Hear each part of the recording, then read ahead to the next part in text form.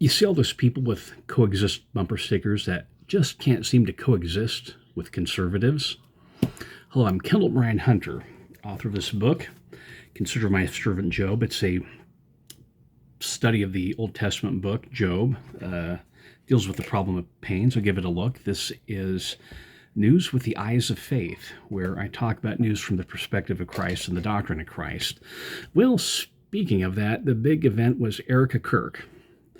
She, the widow of the slain Charlie Kirk, and there we get the fake teleprompter up going. She offered forgiveness. And you contrast Erika's proffering of forgiveness versus the smashing cars and torching cities and looting stores and chanting no justice, no peace. And I'll talk about the chanting a little bit later today, but notice a pattern of behavior, the differences. Smash cars or forgiving people. Smashing cars or forgiving people. And for some reason, the left just cannot see the difference. You know, it's obvious to us, the difference. They say both sides are doing it. No, both sides are not smashing cars and both sides are not offering forgiveness. You're saying you're trying to overwrite reality, and I'll talk about that later too. But pay attention, there is a difference between the political ideologies, the political sides of the parties. You want smashing or you want forgiveness. You'll talk about forgiveness with loan forgiveness, but that's about as far as it goes. And that's more of a manipulation tactic. So the differences, let's bring me to the point. This next point is that Charlie Kirk's death, that was a Pearl Harbor or 9/11 level event for the conservatives. You know, someone who could have been president, a future leader of our movement, taking us millennials, Gen Y millennials, Gen Z, Gen Alpha. But if you notice, the left just keeps going on to their same old ruts. The only difference is Bill Maher. My goodness, Bill Maher is turning into the next Rush Limbaugh. I'm putting him on, and certainly as a Jew, he has vested interest in certain things. But you could take some of this stuff and run it through, take the words and have a artificial intelligence change to sound like Rush Limbaugh, and you wouldn't tell the difference. But the left just keeps going on and on and on as if nothing happened, and that's part of the problem, the one screen, two movies effect. For example, I have a friend of mine, and she posted about the USAID cutbacks with the Doge and how they cut back these government allocations, handouts, if you will. But it's funny, she just doesn't understand that USAID was being funded by our national debt. Okay, remember, this is not you reaching to your purse or a cookie jar to hand out to a panhandler.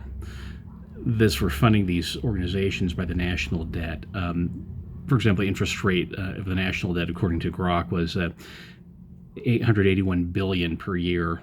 That could certainly approach $1 trillion in the near future. How long can we keep this up, this deficit spending, this debt, these interest payments? What are you going to do when we hit 1 quadrillion?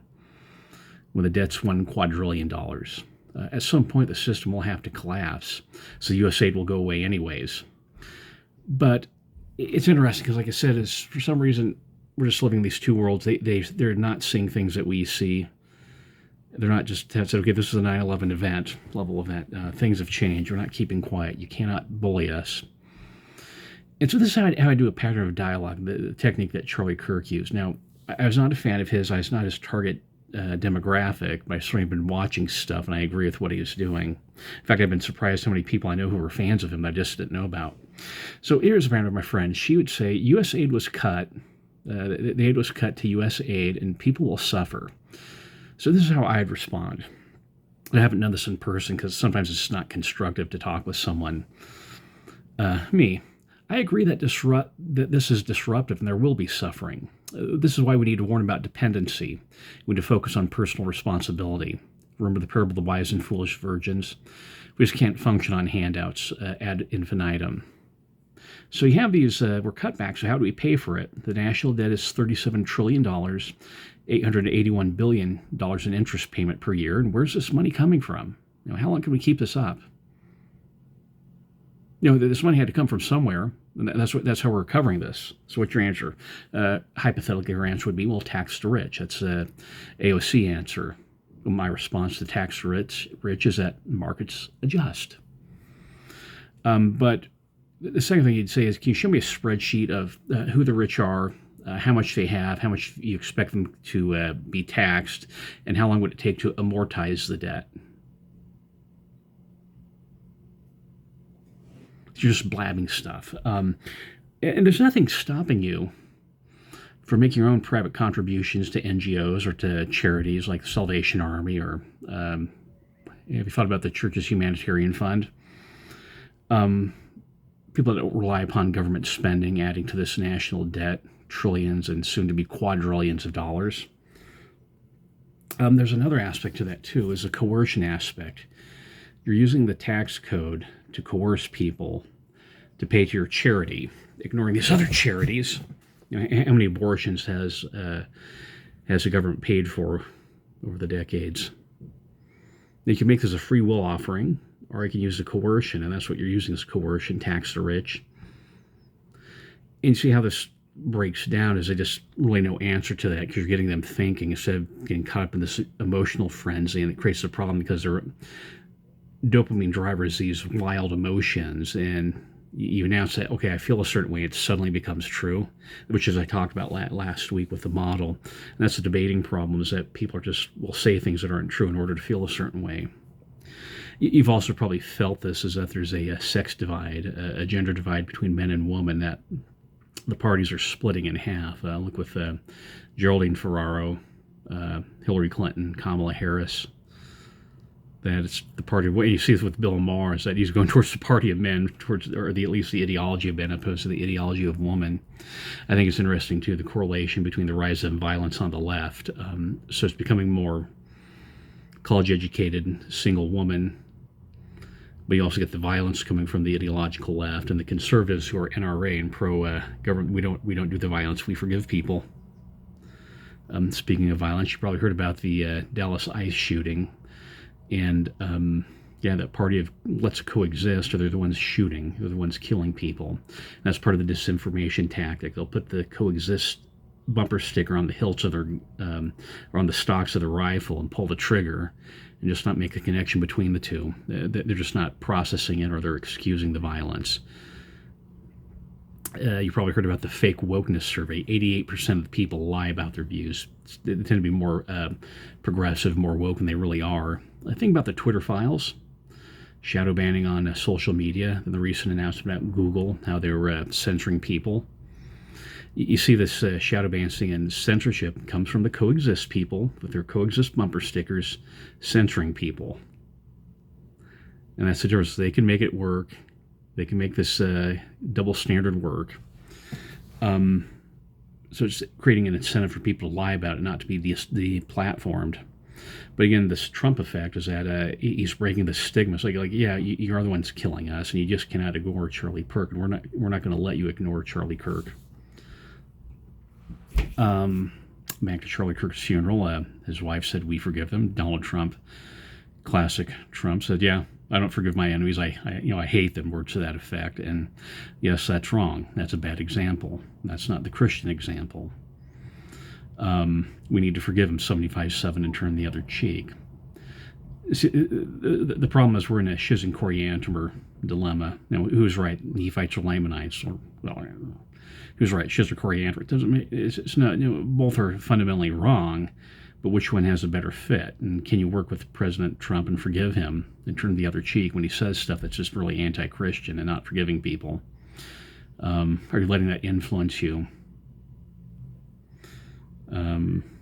Is this just another diversionary tactic to get your mind off of the violence coming from the left with your coexist bumper stickers? Okay, so on the lighter side, you have that presidential memorial walkway. So you have presidents, and with Joe Biden, you have a picture of the auto pen. So this is my take on it. It's a very serious thing you need to bring up. Who was making the decisions, especially in light of the books, Original Sin and Vice President Harris's book on her campaign, where they both admit, yeah, we knew he was in cognitive decline, but we covered it up. Once again, Twitter files, Google censorship, in your coexist bumper sticker. I don't think it was the appropriate place to do that. So it was an important thing. Do it in another location, I think would have been a little bit more appropriate. So it's just more of a location thing. Jimmy Kimmel is back. Boy, that coexist and Twitter file censorship went crazy. It's really kind of fun. You have this party, they're censoring us with Twitter files and on Google, but when you have Jimmy Kimmel, oh no, it's an extinction level event. Well, Jimmy Kimmel got his job back. Charlie Kirk's still dead, and let's go on from there. He had this old one. I'm putting on this back burner. It's this report from Forbes magazine about Disney. So in Disney, what they file taxing is they have to file things different in the United States. You're familiar with the expression Hollywood accounting, where there's a way to where you have one movie, you can bill another movie's overruns to another to a second movie, and that's sort of what happened with Babylon 5. And they're showing that Disney is spending an incredible amount of money doing reshoots. And as a Disney shareholder, hey, look, I'm wearing a Disneyland hat. I am a shareholder, and plus, here's going. So that means I have to put suntan lotion on the top of my head so I don't get skin cancer.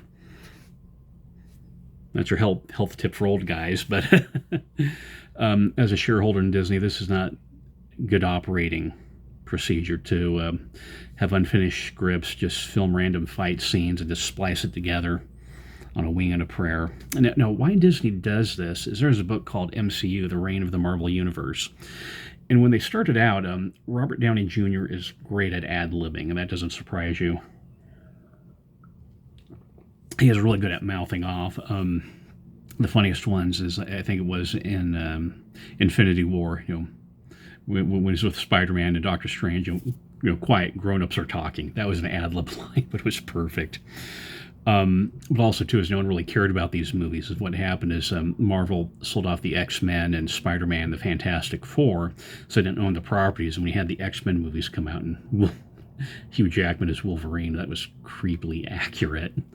So what happened is Marvel had looked at the properties they had and said, okay, let's do an Avengers movie. So they did it slapped together and didn't have really a set script and relied upon Robert Downey Jr. just ad-libbing a lot of stuff, and they were able to pull it off. And but that model's no longer working. Another good thing is that what Marvel did is they had the 6 movies, the 5 ones where you build up stories with the heroes and you have them coming together in the first Avengers movie, and also having Josh Whedon writing with them, writing for them. That was a help. Robert Downey Jr., good talent, and good casting with Captain America. Chris Evans as Captain America was great. Really good casting, good writing, and they did the build-up, whereas with DC Comics, they try and start with them all at once, and the movie gets too crowded. So when you saw the Avengers, you did not have to have a lot of backstory because you were already familiar with the characters and what was going on. Another thing, too, having the meta-narrative where these are all connected movies, that got problematic with the TV shows, because when you saw 10 Rings, or when you saw WandaVision, or when you saw Doctor Strange, you had to see WandaVision for it to make sense. That's another thing, is we're having women displacing men. So it's a Doctor Strange movie, but it's about Wanda. Indiana Jones, which is about the Lady Phoebe. That's going on. But to have like a complex storyline, you can't just ad-lib it. You have to do it. J. Michael Straczynski did with Babylon 5, and have it completely outlined before you 5-year, 22 episodes for 5 years, have it completely outlined before you start it. So that's kind of my comment on news. I'd like to go back to the mind model I talked about last week, as why the left and right sees things differently. It's feelings. I'm drawing a blank. So it's feelings, fairness, and friends. That you focus on the emotion, autonomy, fairness with egalitarianism, and friends, about social relationships and communities. And so I'd like to talk about that's when you're talking with someone on the left, the reason why we can't get anywhere is they're just processing things differently, because conservatives do it the other way, is they focus on facts, fidelity, and family. And it's just not it's really an epistemological problem. We're just processing reality different. Left and right process language differently. listen to when someone on the left says, well, I feel a certain way, or I feel, it's just in terms of feelings, but okay, what's the fact? Or the fact's on a conservative. And so that's what Charlie Kirk was doing, or like what I did. So, okay, people are going to suffer if you don't support USAID. Well, how are you paying for it? That's a fact. We're running these deficits, and we cannot keep this up. But processing language, think about silence retreats. I got a friend of mine who's been to 3 of them. I think it's kind of funny because I'm single, so I'm quiet most of the time. But he's married and with kids, so you're constantly talking to your wife. But when do you go to silence retreats? There are these. It was on TV shows. They're kind of like monks. It's the TV shows. There's an episode of The Odd Couple called The Odd Monks, and then there's a really funny one with Alf called Wedding Bell Blues, where the alien Alf joins a monastery. So he's an alien, but they can't talk about it because of the vow of silence. But why the silence?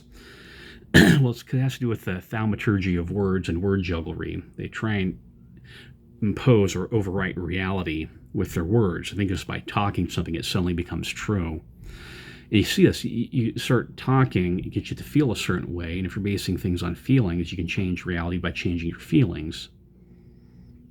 But you really can't. You're just trying to override it. You just keep body slamming the brick wall of reality and bouncing off like a crash test dummy. This is all basing things on feelings and focusing on the eternal aspect is also why people are late to meetings. How do you feel? And you have this, external measurement of time. The meeting starts at this time, but you'll get there when you feel like it. That's just detached from external reality. Another thing, too, this has to do with community and egalitarianism, or left anti-American. Well, not precisely. If you value community and egalitarianism, the highest level of community, at least for right now, is the global community, and interstellar, intersolar, intergalactic community, but the ultimate community is the global community. So there's an equality. All countries are the same and want to be part of one family. But if you travel a lot, that different countries have different histories and different temperaments, different languages, different alphabets. So of course you treat people fairly and you love everyone, but you have to be honest about these differences. So it's not so much that they hate America, but they see loving America as an impediment to loving the global community. Another way to think of that is state loyalty versus national loyalty.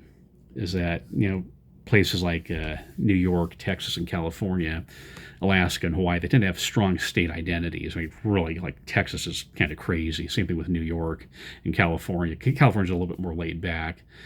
But kind of the conservatives will focus on the state loyalty, which is, 10th Amendment, states' powers, but the left will let's focus on the unifying thing. So the national versus the state loyalty, and you actually can have both. And that's the problem: is the left tries to globalize things to the point where it's counterproductive. They want to have one world government, and you're just not being sensitive to culture and language or religious differences. And you get around that by pretending that all religions are the same.